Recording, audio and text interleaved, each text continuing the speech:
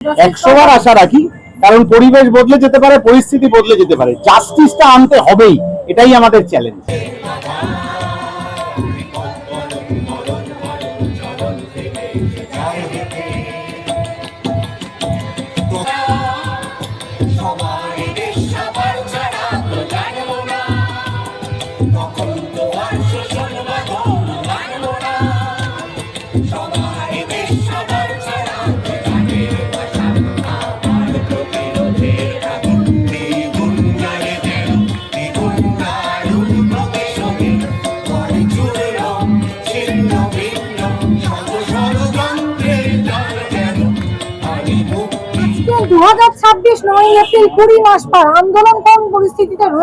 আন্দোলন একই জায়গায় রয়েছে, সেদিনও আন্দোলন রাস্তায় ছিল, আজও আন্দোলন রাস্তায় রয়েছে। আপনারা দেখতেই পাচ্ছেন যে আন্দোলনের বিরুদ্ধে যারা ছিল, যারা এই তদন্তকে ধামাচাপা দিতে চেয়েছিল, তাদের বিরুদ্ধে সেদিনও যে মানুষ জাস্টিসের দাবিতে লড়াই করেছিলেন, আজও সেই মানুষ জাস্টিসের দাবিতেই লড়াই করে চলেছেন।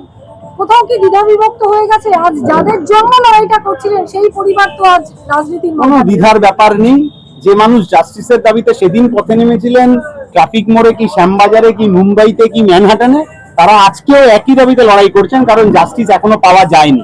যতক্ষণ পর্যন্ত জাস্টিস না পাওয়া যাবে, মানুষ ঐক্যবদ্ধভাবেই লড়াই করবে। এখনো আশা রাখছেন? 100 বার আশা রাখি, কারণ পরিবেশ বদলে যেতে পারে, পরিস্থিতি বদলে যেতে পারে, জাস্টিসটা আনতে হবেই, এটাই আমাদের চ্যালেঞ্জ। আপনি লড়াই করেছিলেন, অ্যারেস্ট হয়েছিলেন, এমন সময় অ্যারেস্ট হয়েছেন, সেই সময় আপনার সন্তান আসছে, সেই সময় আপনি অ্যারেস্ট হয়েছিলেন, সন্তান মুখ দিতে হয়নি, কিন্তু সেই আজকে তার মা আজকে প্রার্থী আপনার বিরুদ্ধে। এটা আমার সন্তান বা অন্যের সন্তানের ব্যাপার না। এই সমাজের সমস্ত সন্তান যাতে একটা ভালো সমাজ পায়, তার জন্য আমাদের লড়াই। সেই লড়াই যখন শুরু করেছিলাম, তখন কে কোন রাজনীতি করেন সেটা দেখে শুরু করিনি। যতদিন বাঁচবো ততদিন কে কোন রাজনীতি করেন এটা না দেখেই আমরা এই লড়াই করবো।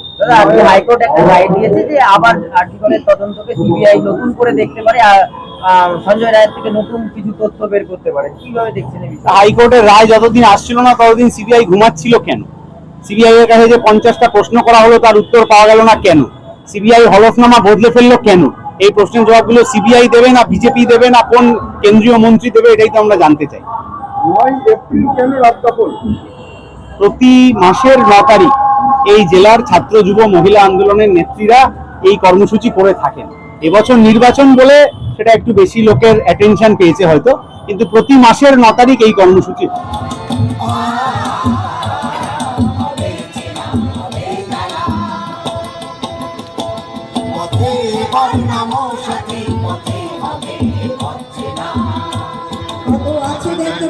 কত কি জানার, কত কি শেখা, ঘরে কেন বসে রয়েছি বেকার, আর কি সহ্য হয়? ঘরে কেন বসে রয়েছি বেকার, আর কি সহ্য হয়? এখনো আছে সময়, এখনো আছে সময়, আর বিলম্ব না।